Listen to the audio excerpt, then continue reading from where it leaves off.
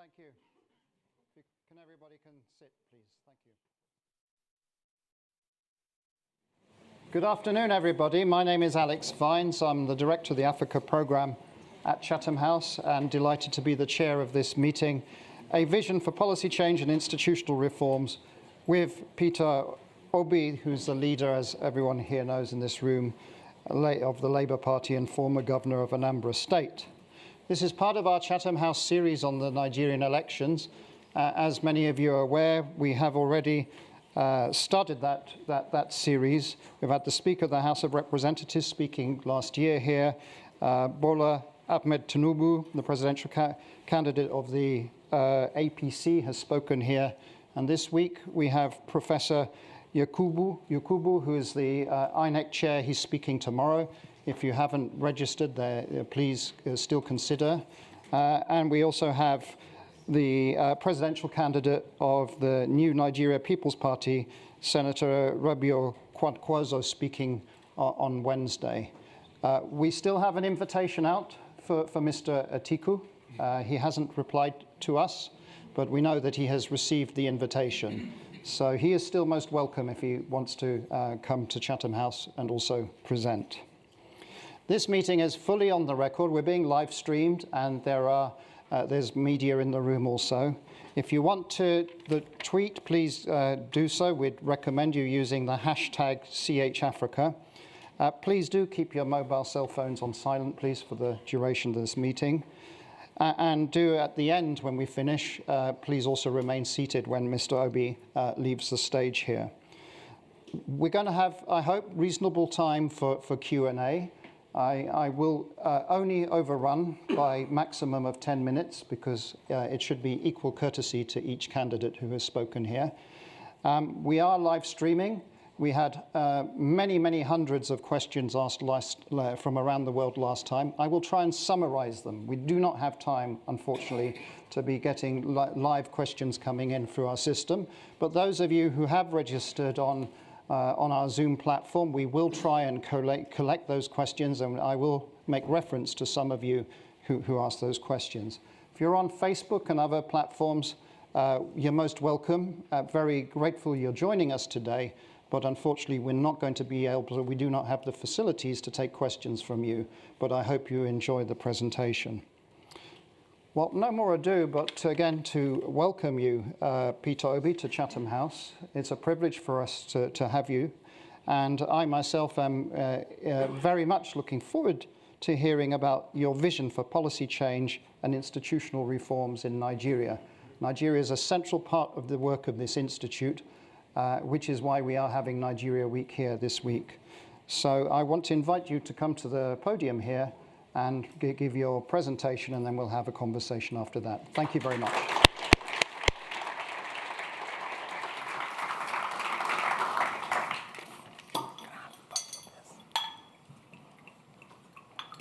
Thank you.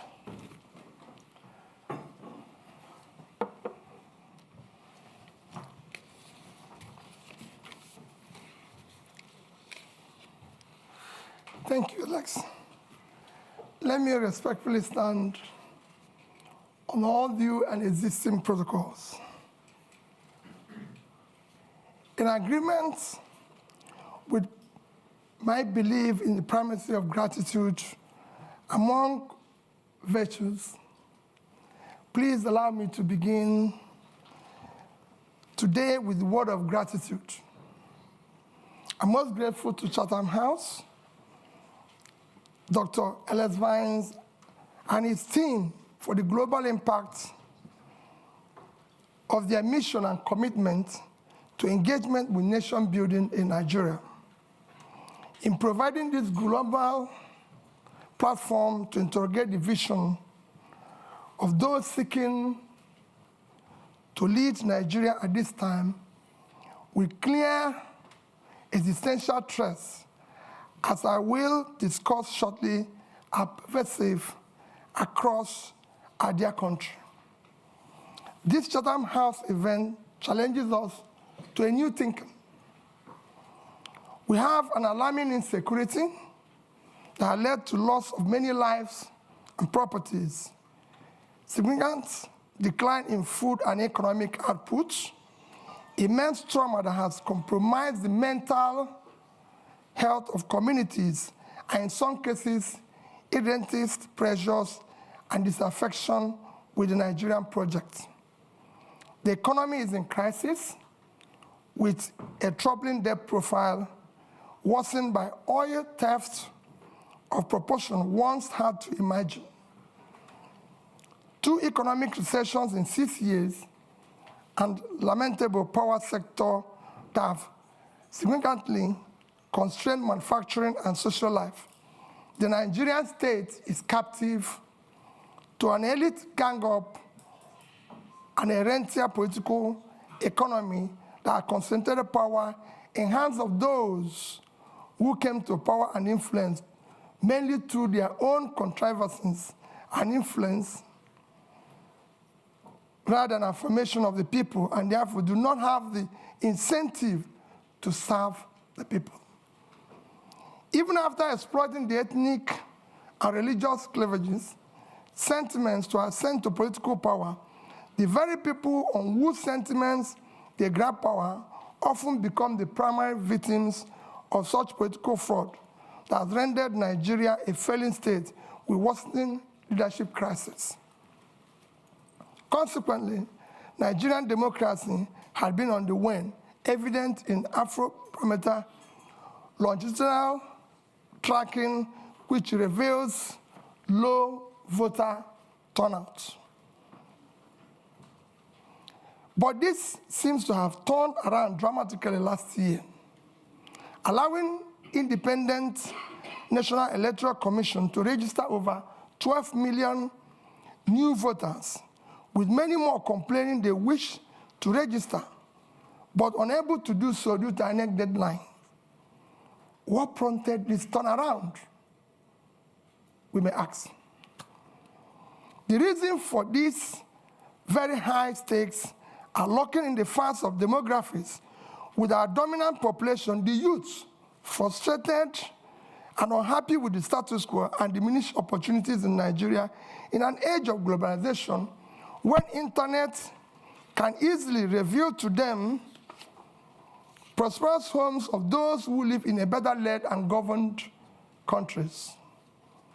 How did we, Nigeria, plunk or get here in such an economic decline that we have overtaken India as a home for the biggest pool of absolute poor in the world, when they are 7 times our population?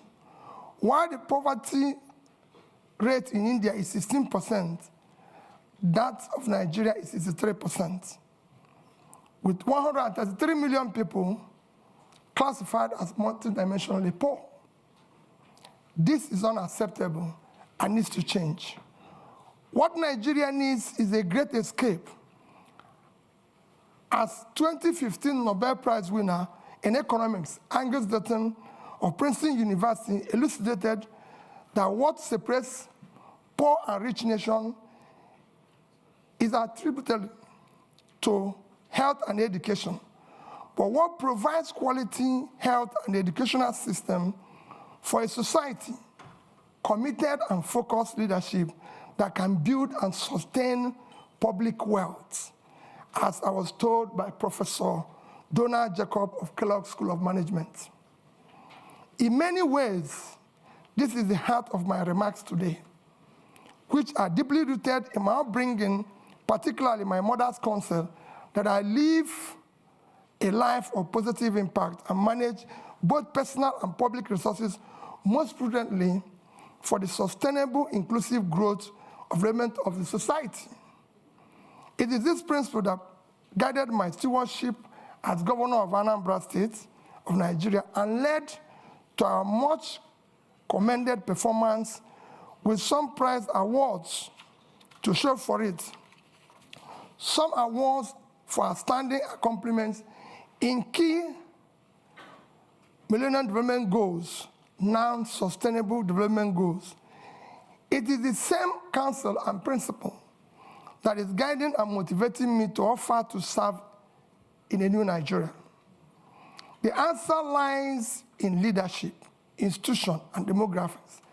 The good news is that the demography is driving the change we're seeing in Africa, with election after election last year in Africa, in which establishment parties are being upturned by new and small parties. It is this change that my vision of policy change and institutional development is rooted in a push for a broadened scope of social mobility and freedom for Nigeria, particularly for the youths and women. Like the former British Prime Minister, Harold Macmillan, said, at the start of the independence decade, a wind of change is blowing across Africa. Today, that new wind of change sees the ballot box as being instrumental to changing of bad leadership. Senator Yusuf Dat Ahmed, my running mate, and I are committed to new politics that start with ethics of servant leaders and anchored on marriage of clean hearts and skillful hands. We know that unless we change the politics by changing the political leadership, we are stuck in this terrible state of underdevelopment and misery.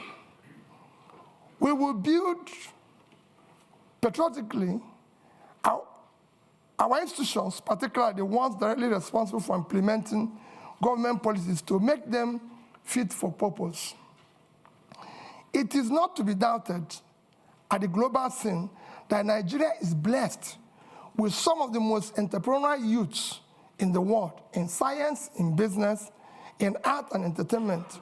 We believe that what remains is the changing of leadership class, from predictors to creators of value, from those whose wealth and power drive from the destruction of the nation and its people to those who have demonstrated competence, character, capacity to invest in human development, create prosperity, and instill right values and ethical conduct deserving of servant leaders. Nigeria today is at a critical juncture, and the people led by the youths, brutalized by bad leadership, are awake and leading the movement to transform Nigerian politics and restart the engine of economic growth and social stability. We count ourselves honored to be trusted, especially by the youth, to lead this democratic revolution, and we are deeply pledged to do so with sincerity, accountability, and unquenchable love and desire for a better Nigeria. We are simply the symbol of Nigerian youth struggle to reverse this ugly trend that keep driving them into social anomia, despair, and rejection of their country. We are determined to do everything that needs to be done to rescue and lead our country to prosperity, freedom, security, and peace.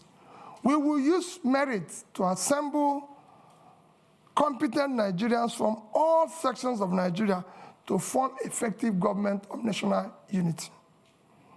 At the heart of my goal here today is to look at our Labour Party's key policy plans and how they will drive up the quality of life of average Nigerian, dramatically reduce poverty, and return Nigeria to a place of strategic relevance in a world that needs a thriving and well-governed Nigeria, stabilizing the continent of Africa, making it high-value add for a planet impaired by environmental challenges, terrorism, and inequity. I also plan to speak on institutions and how the leadership we offer can facilitate the evolution of stronger institutions with the rule of law a key anchor to nation building in Nigeria. I have no doubt that the policy choice we favor and the strong institutions Labour Party will facilitate will move Nigeria from a country of rent seekers sharing oil receives and consuming conspicuously to the one that produces based on vast factor endowments whose value chains can move us towards a high employment economy. We will turn our youth budge to a democratic dividend rather than today's harvest of time bomb of violence, insecurity from uneducated, unemployed, and marginalized youth. This forms the first and most important thrust of our government priorities, without which the rest will not be achieved, to secure Nigeria, end banditry and insurgents, and unite our dear nation to manage our diversity such that no one is left behind. The growing insecurity you see in Nigeria today is not because the enemy is formidable. It is not a lack of focused leadership, ineffective security government structure, and poor coordination from the center. All this needs to be addressed by first, projecting strong leadership, signal that will allow both state and non-state actors to be mobilized around single vision. Then by pursuing a robust reform of the security governance structure, coordinating mechanism that assures all levels of government, federal, state, local, with three-level policing are aligned with strong collaboration with partners from both private and development groups to provide required services and deliver results for every Nigerian. Once this is done, it is important to have a single, clear, coherent, consistent development process. It is important for institutions to be able to provide strong leadership, coordination, capability, partner and engage collaboratively with all relevant stakeholders in an environment that mutually reinforces values.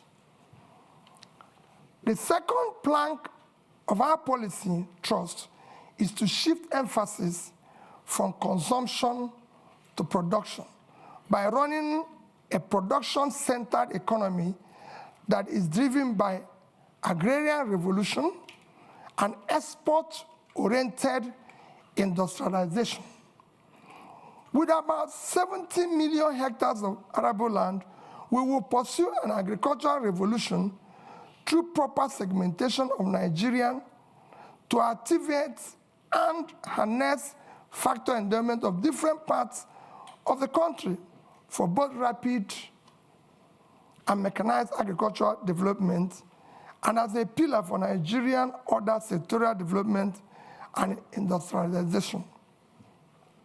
We will incentivize and invest in an agro-cluster and industrial cluster development across our geo-resource zones to take advantage of agglomeration and scale effects of particularly in the northwest, northeast, and north central regions of Nigeria.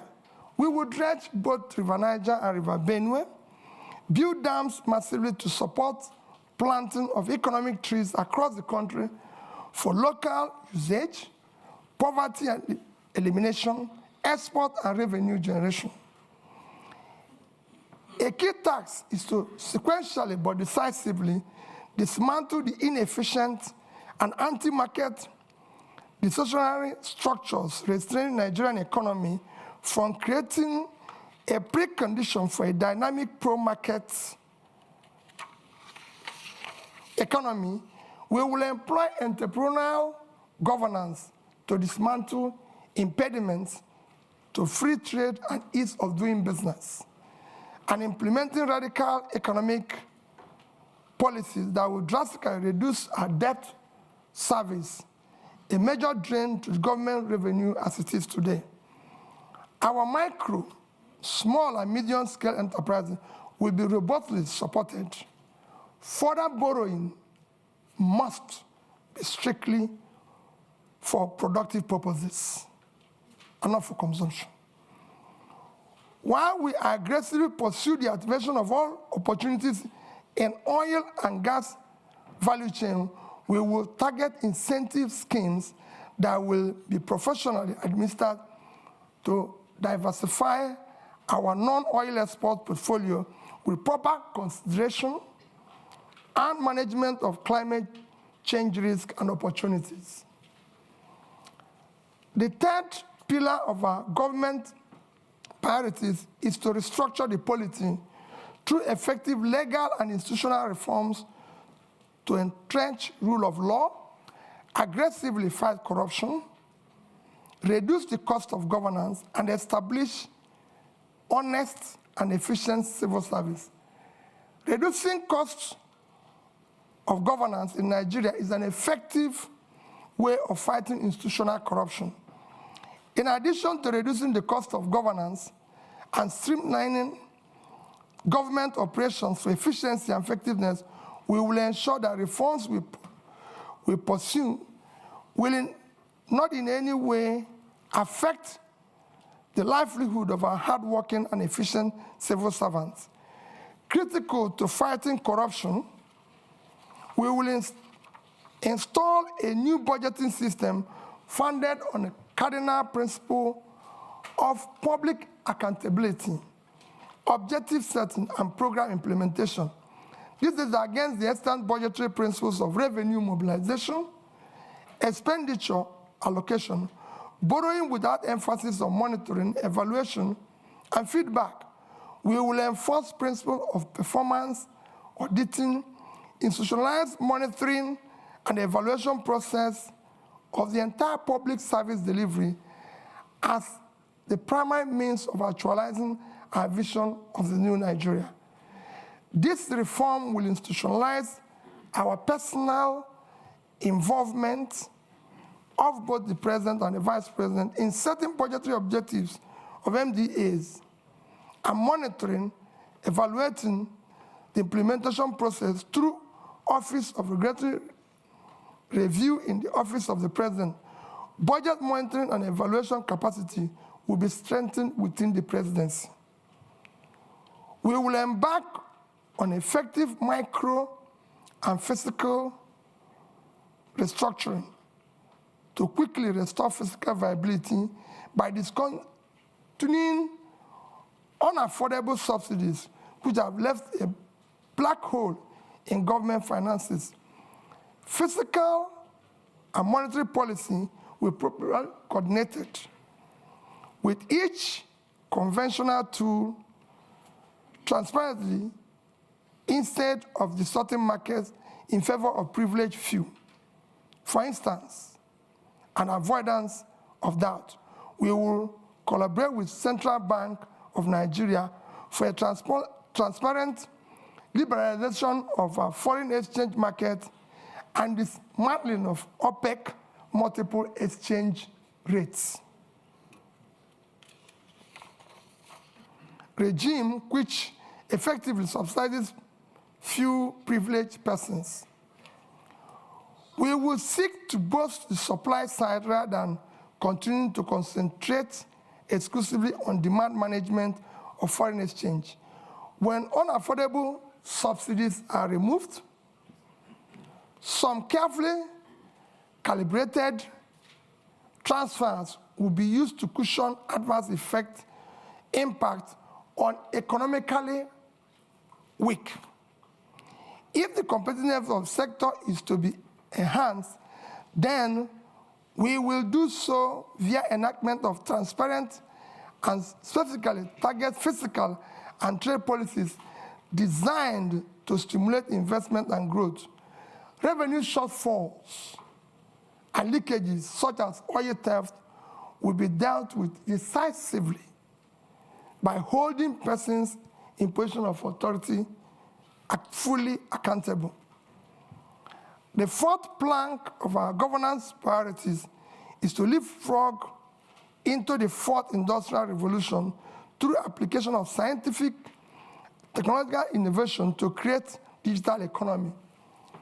Building on the gains of agriculture-led manufacturing and export, we will pursue development of knowledge and skills to leverage on the emerging disruptive digital technologies, automation, Internet of Things, artificial intelligence, robotics, virtual reality, blockchain technology, biotechnology, and data science, all of which are the heart of the fourth industrial revolution.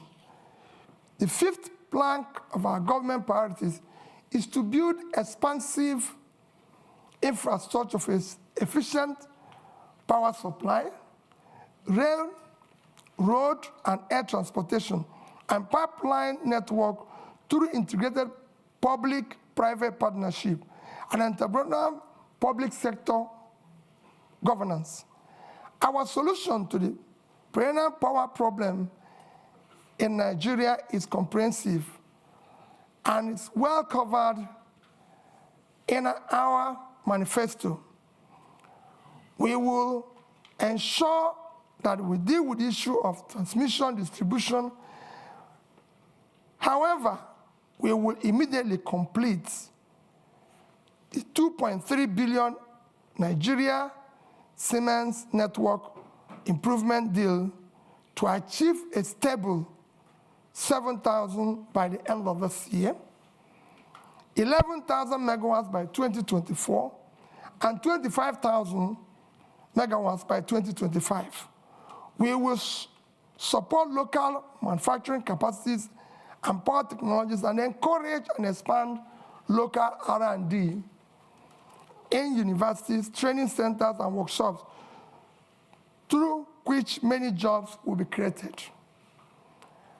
Our sixth priority program is to enhance human capital development of our youth for productivity and global competitiveness through investment in education, in research, quality health, and entrepreneurial education. The World Bank Human Capital Development Index ranks Nigeria 168 over 173. To move Nigeria right to the top bracket of the index, we will pursue a Marshall Plan type program on education that incorporates compulsory technical and vocational skills, sports, entrepreneurship, programming, digital skills from primary to secondary school level. In line with this commitment to transform our educational sector, we will prioritize funding of this critical sector. Our tertiary institution will be remodeled to serve as hubs and centers of research, development, and commercialization of ideas for quick industrialization of Nigeria.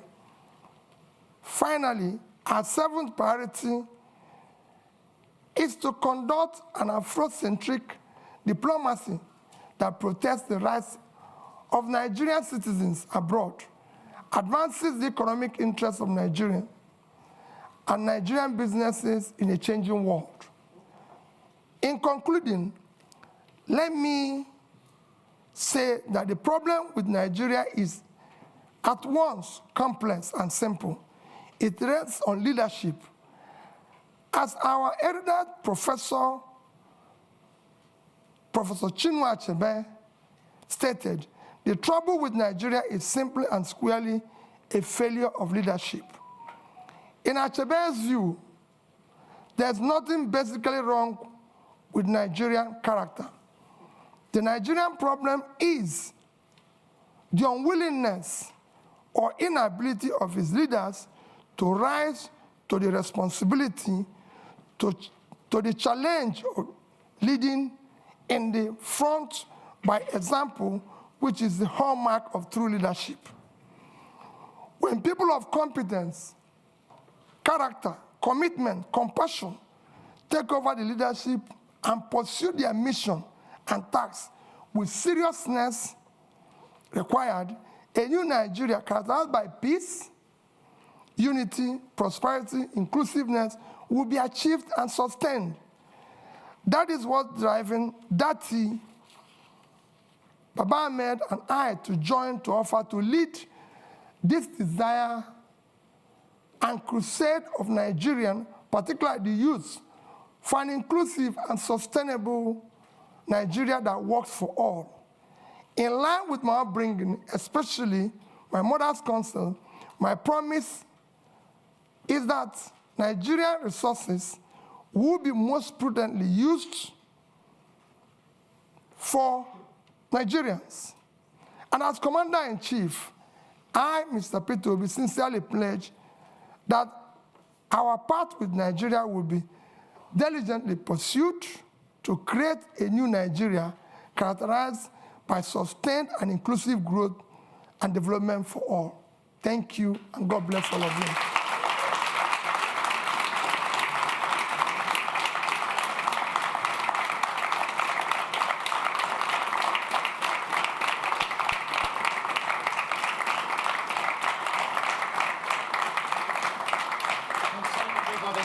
Thank you. Peter, I don't know if you want to sit for a moment while we take a few questions. We'll take them in threes, or you can stay there as you wish. Yeah. Look, the first question, we have, at the moment, the analytics are showing we have tens of thousands of people watching. So my apologies if you are on Facebook, YouTube, the Chatham House channel. We can't take questions from you. On Zoom, we have hundreds of questions that have come in.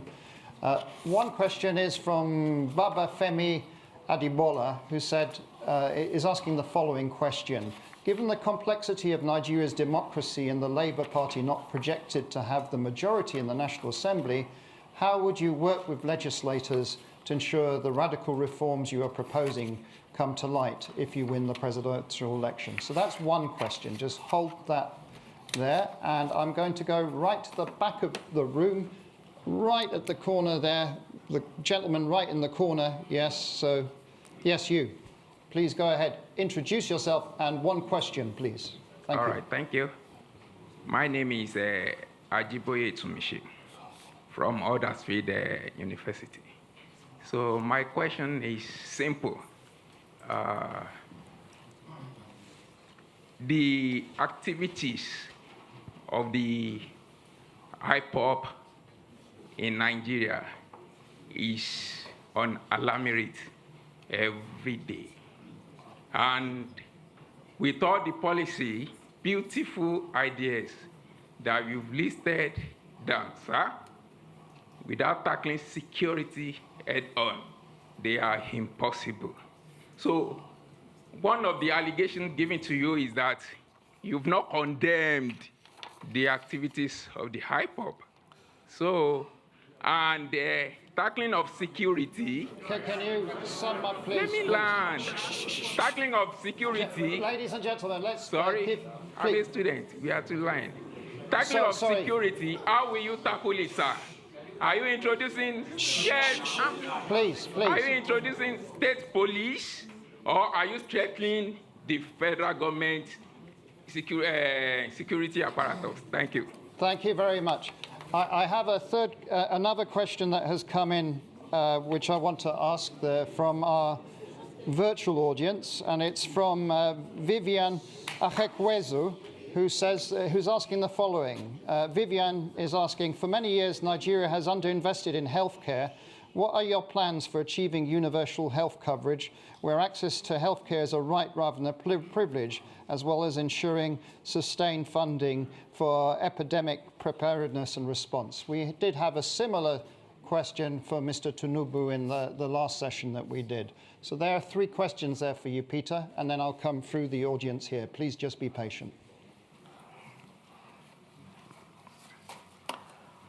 First question is, how do you deal with the legislators, considering that Labour Party is probably not in control of the legislative arm of the government?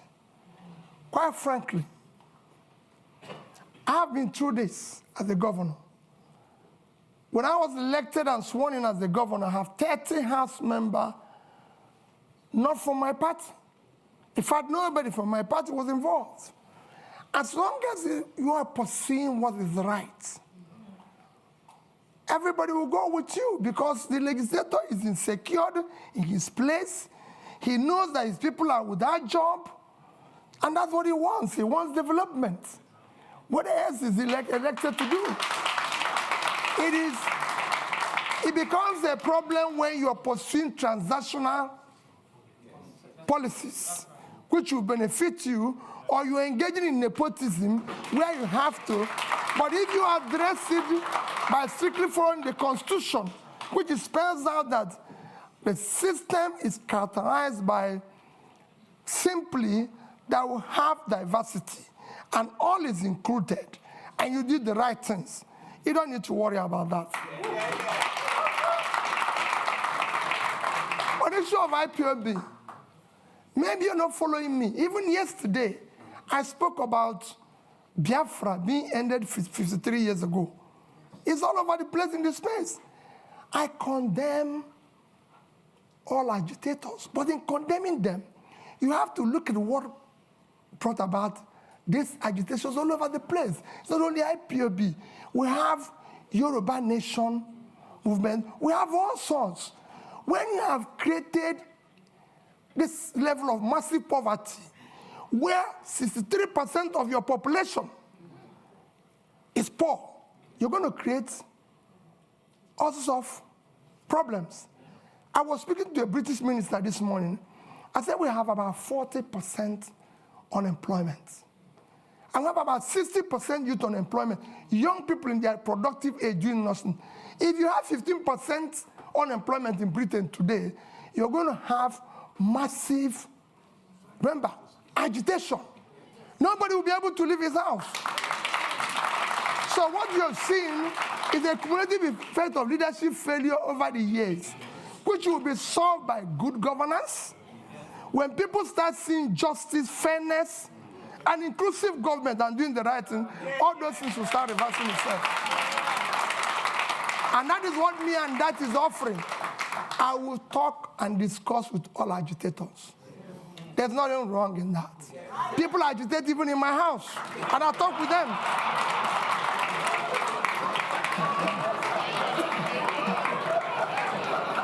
So I'll deal with everybody. I'll show you of that. Don't worry about that. On issue of health, yes, we have a problem with health. We have underinvested, and because our government have not prioritized our development agenda, everybody knows that the only measure of development that is recognized globally today is Human Development Index. And this is hanged on 3 items: life expectancy, which is health. And we are low in that. Nigerian life expectancy today is about 50-something, as against the global average of 72. So we're low. Same in education. So it's to prioritize that. I just gave somebody an example. In the past 5 years, from 2015 to 2021, Nigerian budget in health is under 2.5 trillion naira for 200 million people. It's unacceptable. Even this year, our budget for health is about 1.5 trillion. Our budget for education is about 2 trillion. 2 of them combined, annual budget is about 3.5 trillion. When your 6-month budget for subsidy, which is a criminalized, listen, is 3.6 trillion. It's unacceptable. You have to put money in key development areas, as Professor Dutton has just mentioned, and I read out here, that what separates country, rich and poor, is health and education. So it's clear. So we will deal with it. But he said, how do you cover it? Nations of our size have covered it. How did India, for 1.4 billion people, cover issue of health? How did Indonesia cover that? We have big nations that have done it well. If we don't know how to do it, we learn from them. There's nothing wrong in learning if you don't know how to do it.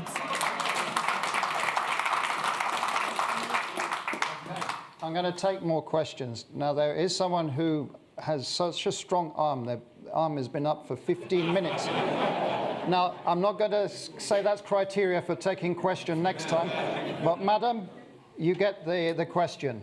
You have the strongest arm in the audience. Please introduce yourself. One question. Thank you so much. Good afternoon and welcome, sir. My name is Priscilla Winkbo, and I'm an independent broadcaster here in London. And sir, you spoke about your point number 5, which is to generate electricity and power in Nigeria. And you spoke about transmission, distribution, and generation. But I think it's fair to say that our problems with power goes beyond those 3 areas. And the main problem that I see here is this. We have a population, or part of the economy, shall we say, those who supply spare parts, the engineers, those who work within that sector, whether it's those that are selling generators, and we know that that issue is perhaps the biggest issue when it comes to our power generation. So my question here is this. How do you plan, number 1, and I'm going to take a risk here, to deal with the big boys, and how do you also plan to address that economy that will then no longer exist because you have generated power? Because I'm sure that they too will rise up against it. Thank you so much. Thank you very much. We did online have lots of questions about refining also, and so this is a key issue that people are asking question about. So the gentleman there, a bit further along. Yes, there, you, just there, yeah. Please go ahead, introduce yourself. Thank you very much. One question. Good to see you, Peter. Paul Arkwright. I was the British High Commissioner to Nigeria from 2015 to 2018, and it's good to see you in London, sir. Thank you very much for your talk. I've now moved into private business. I'm a consultant, and I'm advising companies and funds, investors, to look at Africa, to look at Nigeria, to consider investing there, and everyone agrees, I think, that FDI, foreign direct investment, is critical to the future of Nigeria. But at the moment, they're very cautious, and that's putting it diplomatically. When you become president, sir, could you tell me the sort of 3 things you would do in the first, let's say, 100 days, which would send the right signal to foreign investors to look again at Nigeria, not just look again at Nigeria, but to invest in Nigeria? Because as you know, I'm one of Nigeria's strongest supporters, and I think this is a country which is worth investing in. Thank you. Okay. And I will come back to this side. The gentleman just there. You, sir? Just there. No. Behind, sorry. You're the lucky one. One question, short, please. Give your name. Good evening. It's William Owomayi, the UK's Young Ambassador to the Commonwealth and a member of Chatham House. You've caught Nigeria by storm in recent months with your campaign and your vision to unify Nigeria, mobilizing young people all across the country. You mentioned debt a few times in your speech. Currently, the government is repaying debt to the central bank at an interest rate of 19.5%, which is extremely high. How do you plan to support the next generation? The government is paying? Repaying the central bank debt by 19.5% interest rate. How do you plan to support the next generation by dealing with the debt repayment crisis? And also, how do you plan to deal with tackling financial transparency in Nigeria? The central bank hasn't released its balance sheet in about 3 years. Thank you. There you go, Peter. 3 questions. Let me start with my sister there. He talked about the big, what you're saying is about the big boys who are selling generators. Let me assure you what we've been campaigning on. Our campaign, you have heard them say we don't have structures. That is the structure we're trying to destroy. Structure of criminality. That is what I mentioned. That Nigeria is being held captive. that structure is structure that impoverished Nigeria, we will dismantle it. It will not be there. I assure you of that. We're going to turn around the power sector. Nigeria generates about, today, 56,000 megawatts of electricity for 200 million people. And South Africa, the second biggest in terms of economy in the continent, 5 to 6,000, that's been 5 to 6,000, sorry. And South Africa, the second biggest economy, 60 million people, generates about 40 to 50,000. And South Africa, in the past 3 months, have declared emergency in power and said anybody can generate up to 100 megawatts without license. So somebody who is 60 million, generating about over 40,000, declared emergency. What do you think somebody with 2 million people generating 5 to 6,000 will do? War. I'm going to declare war on power, and I'll solve it. Anybody who stands on the way, so be it. Bringing back foreign investor is very simple, Paul. Foreign investor is like bee and honey.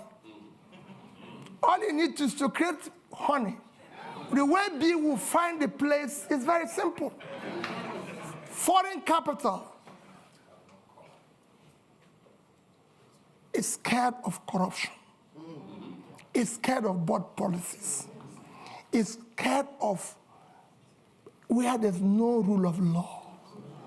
You need to put a regulatory environment that makes it conducive. You need to secure it. That is at the heart of what Dati and I are offering.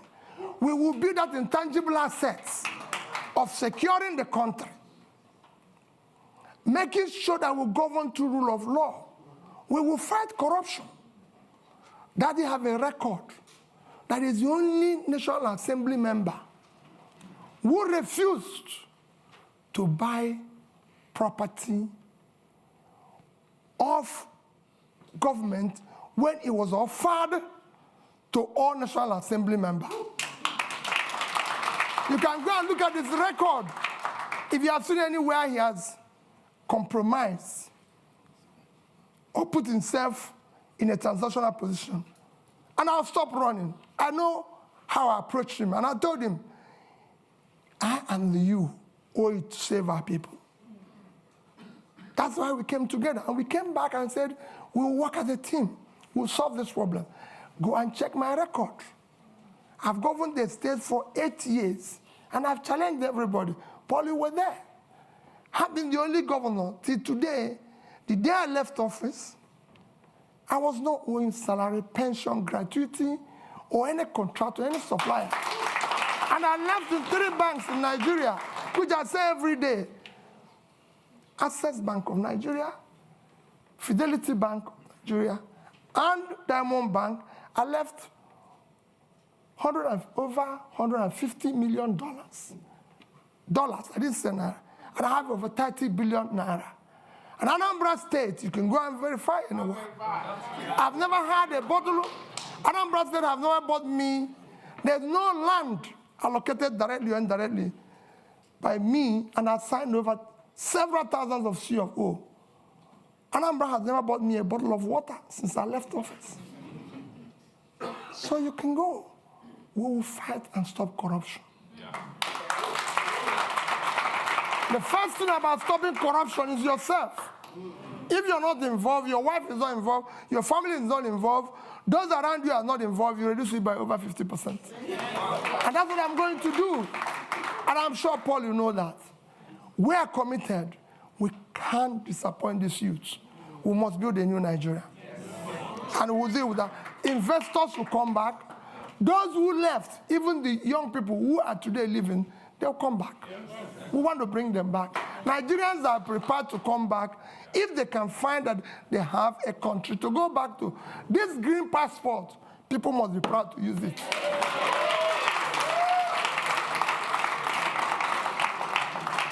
On issue of capital, where do you find money? My young brother, there's nothing wrong in borrowing. Borrowing is a legitimate way of every government I've studied in the world borrow. Even Britain, as we speak, owns over 70% of their GDP. Every government I know lives on borrowing. Even Norway, with 1.4 trillion sovereign wealth, is owing. The economies of the world, the third biggest nation in the world is America. The debt of America today is almost 100% of their GDP. The second, China, is almost owing over 60% of their GDP. Japan owes over 230% of their GDP. But let me tell you the difference. Japan is owing over 230% of their GDP. They invested the money to save their economy. And in that, even with that, Japan is still the highest holder of US treasuries. So there's something they can fall back on. What has happened? So borrowing is not wrong. If I have done, I compare two countries that borrowed with Nigeria and how well they've done. But what has happened is that when you borrow for consumption, you have a crisis. Nigeria borrowed for consumption. Nigeria in 2015 had a GDP per capita of $2,550. And they were owing about 15 trillion naira. Today, with central bank ways and means, we are owing over 75. So we have grown that debt by about 400%. But our per capita is 2,000. That means that the money we borrowed was thrown away. So that is what I'm going to reverse. We will restructure the debt as it is today. We will restructure it and put it a long time to be able to pay it. I'm a finance person, that is one. And then we will not say, like I said here, no more borrowing for consumption. We will still borrow, people will see it, it will be transparent, it will be for investment. And that's what we intend to do. Countries have been in this situation before. We're not in a situation where other countries haven't passed before. It's a question of showing leadership, and we will be able to solve it. Thank you. I'm coming back. We are now almost around 60,000 people just watching us and sending in questions, so we're trying to be at least a bit inclusive. We have a question from Debo Ademoyo, who is asking, what are your policy ideas on climate change? Do you have a plan for ensuring sustainability in a new government? So that's one question. Then there was a joint question from Miss Etty and Zindi Anthony Levy, and they're asking, insecurity is a major problem. What are your plans in tackling this? What are your plans in terms of security sector reform in Nigeria? I'm going to take two more physical questions in the room. The lady right in the front here. So I'm not going to discriminate with the front rows. Please, go ahead. Thank you. My name is Chi Chikwendo. I'm a practicing solicitor here, advocating, of course, for rule of law. Thank you so much, Your Excellency, for the inspiring exposition on your vision for policy change and institutional reforms. It seems to me that it's clear from that if and when elected president, your transformation vision to increase the production capabilities across the various sectors mentioned, including agriculture, extraction industries, human resources, will, to a large extent, hinge on the depth of your level of commitment with solidarity and ownership to implement the proposed policy changes and institutional reforms. However, there is no doubt in my mind that Your Excellency is well aware of the prevailing fundamental challenges to those reforms, including clientele patronage, political capture, and the institutionalized corruption that you mentioned. So the question is, how do you intend to navigate these challenges differently from the efforts of previous administrations, particularly with a view to modifying the behaviors of the key players in support of achieving those anticipated outcomes?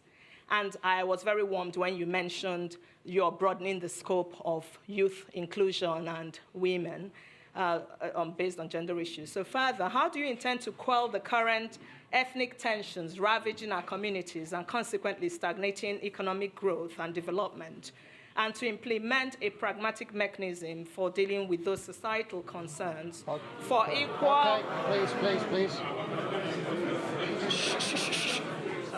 We need... The longer this takes, the less questions. Madam, please, now. So the question there is, how do you intend to implement a pragmatic mechanism for dealing with those societal concerns for equal access to the services, inclusive participation, and integrating the various ethnic groups? Thank you very much. Thank you. Peter, if you answer those questions, because that was more than one question. Well, let me start with the issue of, you have, like you said, you have more than one question. I have about 2 questions. Let me start with the issue of ethnic tension. The ethnic tension you see today is based and as a result of injustice, unfairness, exclusion, marginalization. As soon as you start reversing that, they start going down. That is what I said to the young man about agitation. As long as you start doing the right things, as long as you start building an inclusive society where people's talent, hard work will match up their opportunity, you start seeing those things go down. There's tension, even in the Western world here. I lived here when the blacks feel excluded. But as the more the government opens up and tolerates and builds an inclusive, transparent, more broad-based, acceptable, they will come down. And we will show, I've said before, we will show compassion. We will show love. Because there's nothing, you're a leader. Don't go away when Bayelsa is under the water. Don't leave Jigawa to die. Don't say, oh, I cannot go to Southern Kaduna because there's a problem. We will show compassion. We will lead from the front. We're not going to walk away. And for me, Borno is part of Nigeria. I don't want to say people, oh, the region is insecure. Nigeria is insecure. Like I told the IDP people in Christmas, I spent my with IDP people in Makurdi in Christmas. And in New Year was another IDP camp in Abuja. And I said to them, as long as Nigerians are in IDP, all of us are in IDP. I will not allow, and I know that you will not allow it, for any Nigerian to remain in IDP while we're sleeping in our mansions. Never. They must go back. On issue of challenges and dealing with them, the challenges you foresee, I've dealt with such challenges at the Anambra level. And I'll show you the same challenges. We're not going to, as long as you're not involved in this transnational governance, you can deal with anybody. And we're not going to compromise. We have an issue, I said, we're at an existential threat that we don't need to. There's nobody, there's no sacred cow. You either be a Nigerian or you can find another country. We have a country with the rule of law. It will be the same level playing field for everybody. I want to solve the problem. For example, I said it without equivocation. I must pull out the poverty that is devastating the north. The vast land in the north is far more in terms of assets and source of revenue generation and exports for Nigeria than the oil. It's very simple. And I give you an example of one state that I use every day. Niger State is 76,000 square kilometers, precisely 76.3 thousand square kilometers of land. 7 local governments in that state is under control of bandits. I've tried to interview them because they have no job. They have nothing and everything. Niger State is 2.5 times the size of Netherlands. And Netherlands agricultural export last year was $120 billion. Why can't Niger State do 5% of that? They have arable land.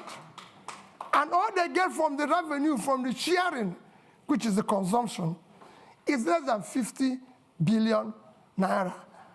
when they have minus their debts and everything.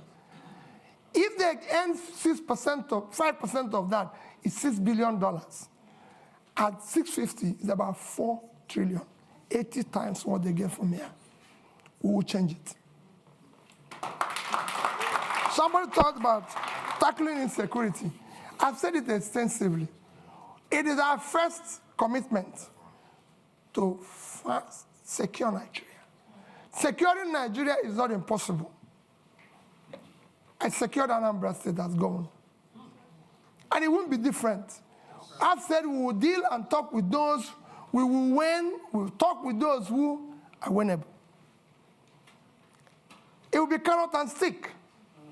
And those who don't, we will deal with them. We're not going to shy away. Nigeria must be secured. It's a country. Every country must be secured. But we are not going to walk away from the problem. We'll deal with it. We have our armies and military used to secure Africa. So this is time to go back and resonate that spirit in which they used to secure Africa to secure Nigeria. And we will deal with it. On climate change, I've always said we'll follow the protocol. And I did mention here about issue of things like planting trees, issues of dredging. These are some of the climate change issues, because as you see today, we have a situation where there's flooding in Nigeria because we've not dredged River Niger, River Benue, and everything. And I've said it consistently. This is not difficult. We've awarded contracts for it in the past. Today, every Egyptian will tell you, no Nile, no Egypt. They have used it to improve the water transportation, which dredging this one will do. And that's a long fighting climate change. They've used it for other means, which we will use the same River Niger and River Benue to do. River Niger and River Benue combined is, River Niger is 4,200 kilometers long. River Nile is 1,400. River Benue is 1,400 long. So two of them are 5,600. Nile is 6,650. If Egypt, an African country, can dredge, maintain River Nile, Nigeria is big enough to deal with this, and we'll deal with it. And I assure you, you'll see the difference. It will be clear. Other protocols of climate change will follow it. Where we find difficult, we'll negotiate and talk with other involved in that. We are signatory to it, and it's devastating the world today. So we must follow the protocol. Thank you. The clock is ticking. We're on borrowed time now, but we are going over, as I said. There's right at the front here, there's a gentleman there. I'm going to take 3 questions, and then I think the clock is going to have had its say. Short and sharp, please. Go ahead. I'll keep it short. Hi, good afternoon. My name's Alexis Akwajiram. I'm the managing editor of Semaphore Africa. My question is, if you become the next president, would you seek to keep the current central bank governor or replace him? And please explain your answer. So, the gentleman in the middle there. Yeah. Please. Go ahead. Good afternoon, and thank you for your remarks. My name is Chibuikem Ugongadi. I'm his master's student at King's College London, and it's funny, actually, my question is related to him. Given the debacle at the central bank currently and their conduct over the past 8 years, what is your view on central bank independence as a tool to improve economic growth? And how will you what will you do about the leadership at the central bank when you become president in order to make sure that their principles are in line with yours on monetary policy? Thank you very much. The lady over there. Yes, madam, you. Yes, but sharp, please. There's a microphone just here. It's next to you. Just there, please. Aha. Okay, Your Excellency, good afternoon. So my question here is this. You talked about restructuring. As you're aware, Nigeria can barely service its external debt. Nigeria can barely service its external debt. Our current external debt, we cannot service it, or we're finding it difficult to service it. Now, when you become president, how do you intend to restructure our external debt without actually downgrading our rating in the market? Thank you. Thank you. And your name, just so we have it? My name is Ifeyinwa Umunakwe Okeke. Okay, thank you. And then if we move the microphone to the lady just there, last question. Yes. Good afternoon. Nice to see you again, Mr. Obi. My name is Kenneth Chukwuwabo. I'm a PhD candidate at the University of Cambridge. I study public-private partnerships in education. I read your manifesto, and it seems PPPs are taking a central stage in education sector. So I wanted to ask, what is your rationale for involving private actors in public education, and what governance structures would you put in place to ensure the accountability of these actors in a sensitive sector such as education? Thank you. Thank you very much. My apologies. We've run out of time now. I'm watching the clock.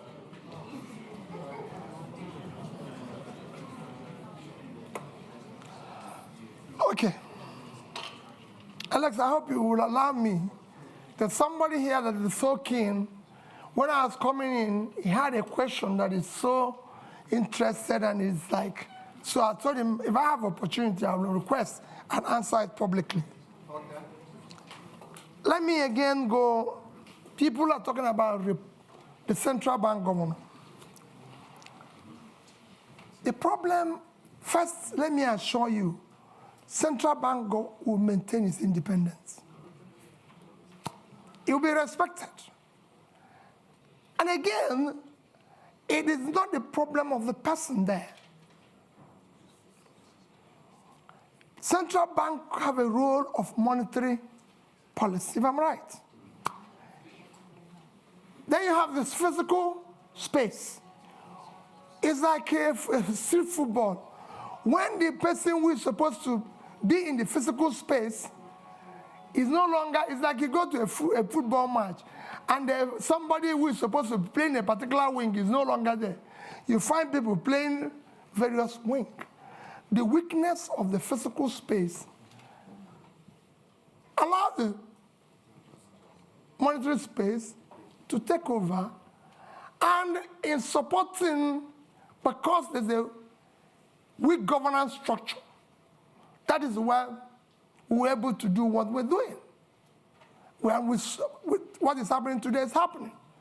So if you're replacing Godwin and putting somebody with that level of fiscal rascality, which is what is fueling our inflation and even our rate of exchange today, these are some of the things you need to cut.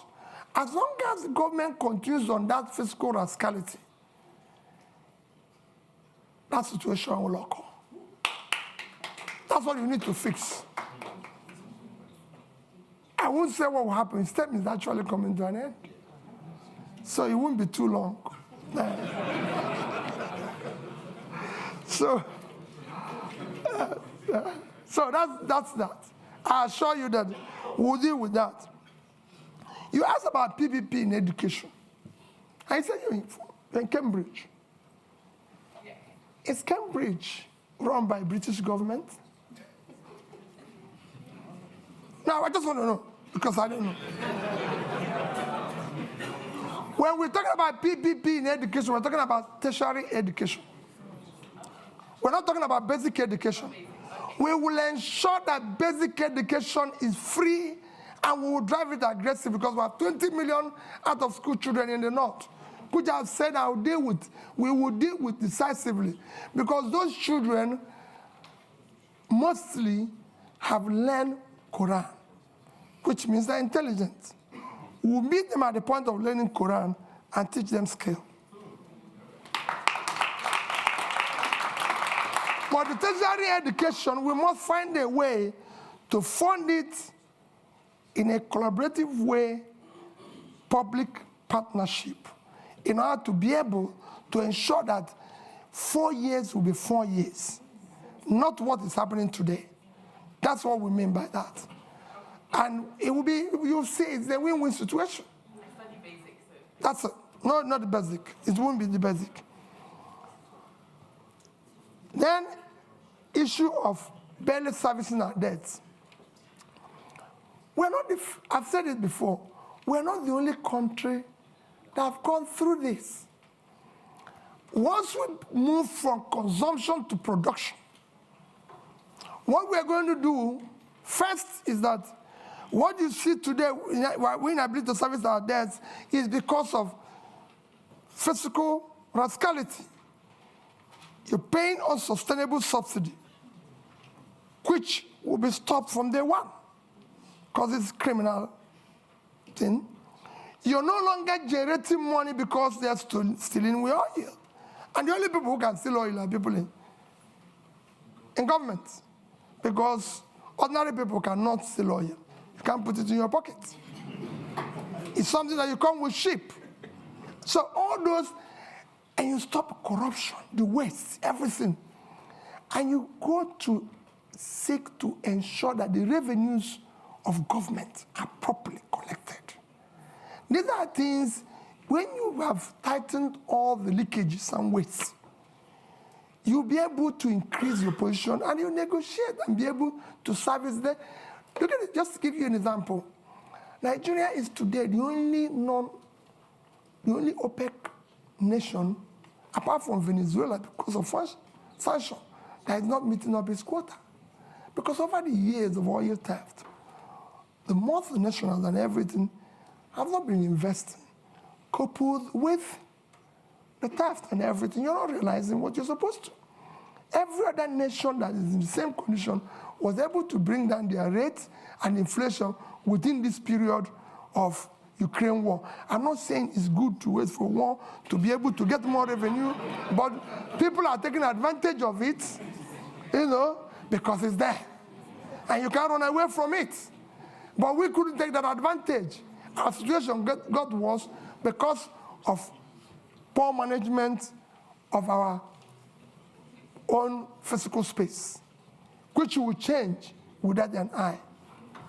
And finally, like I said, somebody kept telling me that issue that people have been saying that if I become president, that there's issue of being, how do I say, what word do they use? Stingy. Pat knew the question of stingy.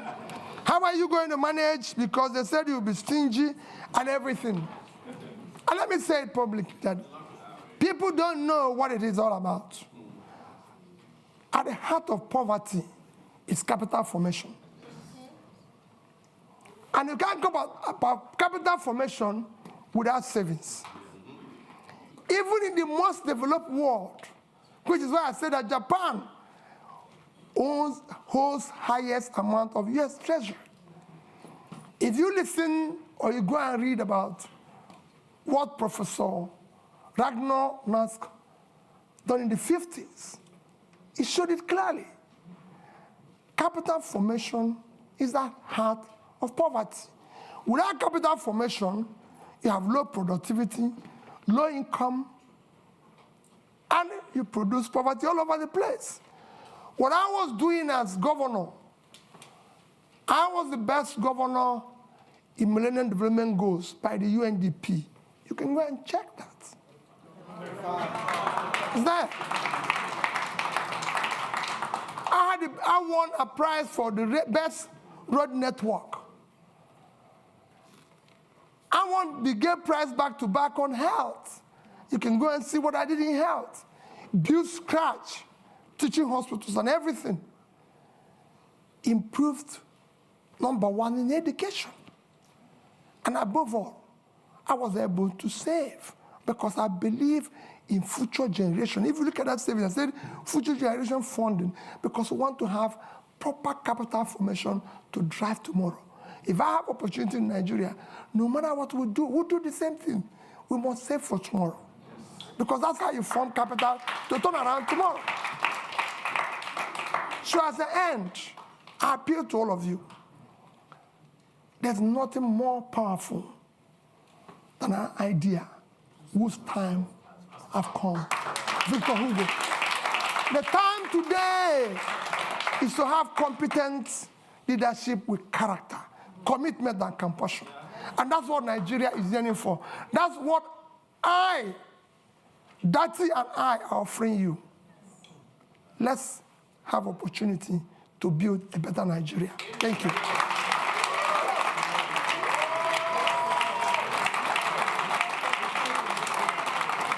Thank you.